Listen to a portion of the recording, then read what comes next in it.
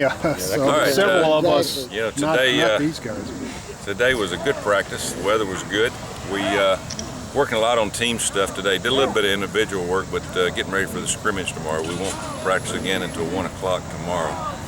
So a lot of film work this afternoon. We'll go 4 groups tomorrow. We'll go live, and we'll wear our game uniforms and try to start getting those fitted up and make it look as much like a scrimmage as we can.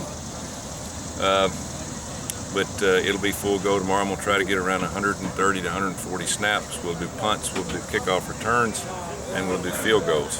So that should be interesting. But these guys are working hard. A lot of enthusiasm out here for going on the second week of practice. Tomorrow night they'll have off. I'll give them off. They can go stay in their dorm rooms or apartments. Their families will be here tonight and tomorrow. And then we'll come back out here Sunday and strap it on again for another week. Questions? Anything special you're particularly looking at you want to see tomorrow? Yeah, we want to look at a lot of young guys. As I just told them, right now we're practicing 4 groups. Starting Sunday, we'll cut it down to 2, maybe 2.5 groups. Some of them will be moved on down the line, knowing that they're not ready to play in the first game. But you know, just looking for individual performances, looking for put a little pressure on the quarterbacks. And of course, we got a few offensive linemen that hadn't played a whole lot. We got to get them in Nippert Stadium and going back to Nippert Stadium, going back and playing where we got a home field and home field advantage, hopefully. And it should be a good day going back. We're going to work there quite a bit. Once we get back to campus, we'll go out and do some teamwork, some skelly, just to try to get the home field back at Nippert. Hayden Moore has had what looks like a terrific training camp so far. Do you feel a lot better about having a redshirt freshman behind Keel? Well, he's getting better. You know, the thing that he's doing, he's making some real good plays, but his bad ones are bad. You know, throw it up for grabs, not go through his reads right, get us in the wrong play. And that's the beauty of an experienced quarterback. Gunner might not throw it to the right person now. He might not do some right things, but he's going to get us in the right play. You can't be successful if you're not in the right play. And that's right now is what we're working on with Hayden. Probably give Hayden some work with the first team tomorrow and let him have a different offensive line in front of him, knowing that there's going to be times when we'll probably put him in there with that group. We'll have a few plays. You know, Hayden can run.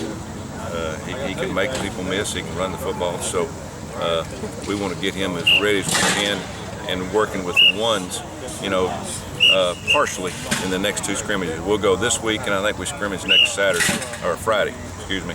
And we'll cut Gunner's reps down and start moving Hayden up and getting him ready. We know what Gunner can do, and we need to get Hayden. As you said, he's looking good at times, but he's still making a lot of critical mistakes. How much are you looking forward to getting into Nippert? Well, we're looking forward to getting back over there because it's convenient, and we've got a lot of people that I think are excited about coming back, especially our students, not having to drive down to Paul Brown. The convenience of it, you know, I think they've worked on parking for a lot of people. And, you know, it's just going to be a different feel. But homecoming is always good. We're looking forward to 6 real good, attended games this year in Nippert. It's going to be fun to watch. I guess I meant just tomorrow, just to get a feel for what it's going to be like.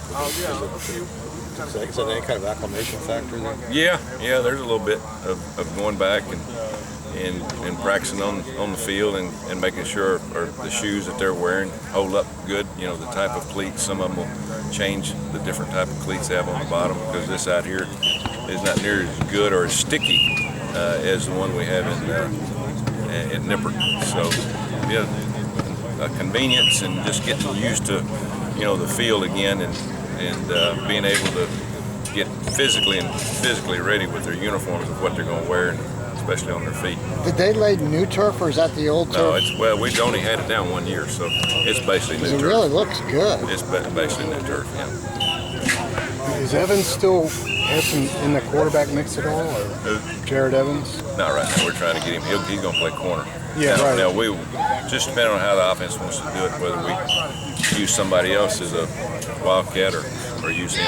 Right now he's moving up the depth chart in corners, so I don't want to put any extra pressure on him. How important are these scrimmages to finding out what you have and just moving forward, getting ready for you? You know, it's good. You know, we got the AAC officials here today, and they'll be here tomorrow, and getting them to communicate with our players and alignments and all those things is important. Scrimmage is more organizational from the sideline, substitution, clock management, all those type of things that you don't do in a regular practice.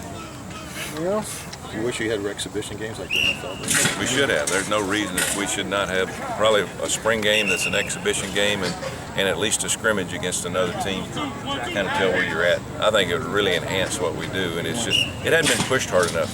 You know, basketball's so far ahead of football in terms of working things out with the NCAA and the Rules Committee. They've way bypassed us. We're kind of 3 or 4 years behind. You know, now we can work with our players in the summer, meet with them.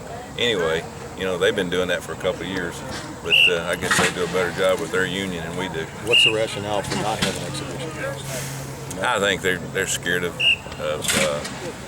injuries, and it's basically an uneducated decision that we're not doing. We don't educate them enough. I mean, we would be able to be much better protected in terms of injuries. You know, if we played against somebody else, went the speed of the game with somebody else just for a few plays, other than all of a sudden we just throw them out there and here we go. You know, there's a reason the NFL does it. You know, of course, a little bit of theirs is money, just a little bit. But you could charge. I mean, you could charge for a scrimmage, and you, for instance, we could do home and home every year with maybe in springtime go to Indiana, and the next year in the fall they come here, you know, and do a scrimmage. And you know, and the cost would even out. But there's really no reason not to do it. It's just it's not pushed hard enough. There hadn't been a plan for it. Hopefully, in the next 10 years, we can get a plan, because we're worried about all this injury stuff, which we all are worried about it. But let's make a plan. You know, let's educate them. Let's educate them against people that are going to go full speed against them, instead of just out here when you know you're only going half speed, and all of a sudden you throw them out there in a full speed situation. And you know, I'd like to see the study on injuries, you know, earlier in the season as to late because of that. Good point there. Thank you, Coach Cook. He threw you a softball.